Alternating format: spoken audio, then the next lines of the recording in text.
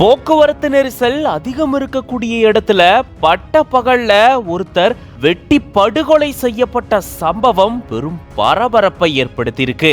தொழில் போட்டி காரணமா இவரு கொலை செய்யப்பட்டதா கூறப்படுது. தஞ்சையை உழுக்குன பரபரப்பு சம்பவம் நடந்தது என்ன, விரிவா இந்த வீடியோல பார்க்கலாம். திருவாரூர் மாவட்டம் சோழங்கநல்லூர் பகுதியை சேர்ந்தவர் பாபு. இவரு காரைக்கால்ல டிராவல்ஸ் நிறுவனம் நடத்திட்டு வராரு.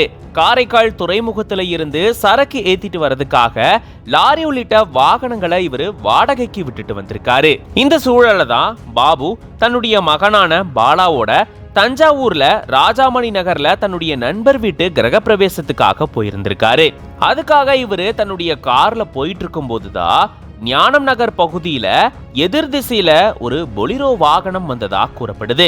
இவருடைய காரை அந்த வாகனம் தடுத்து நிறுத்தினதா சொல்லப்படக்கூடிய நிலையில அந்த வாகனத்துல வந்த மர்ம நபர்கள் பயங்கர ஆயுதங்களால பாபுவை சராமாரியா தாக்கிட்டு அங்கிருந்து தப்பிச்சு போனதா கூறப்படுது. பாபு சம்பவ இடத்திலேயே மகன் கண் முன்னாடியே பரிதாபமா உயிரிழந்திருக்காரு. பட்ட பகல்ல மக்கள் நடமாட்டம் அதிகம் இருக்கக்கூடிய இடத்துல, அதுவும் போக்குவரத்து நெரிசல் மிகுந்த சாலையில இப்படி ஒரு கொலை சம்பவம் நடந்திருக்கிறது பெரும் பரபரப்பை ஏற்படுத்தியிருக்கு. தொழில் போட்டி காரணமா இந்த கொலை நடந்திருக்கலாம் அப்படின்னு போலீசார் தரப்புல இருந்து தெரிவிக்கப்பட்டிருக்கு.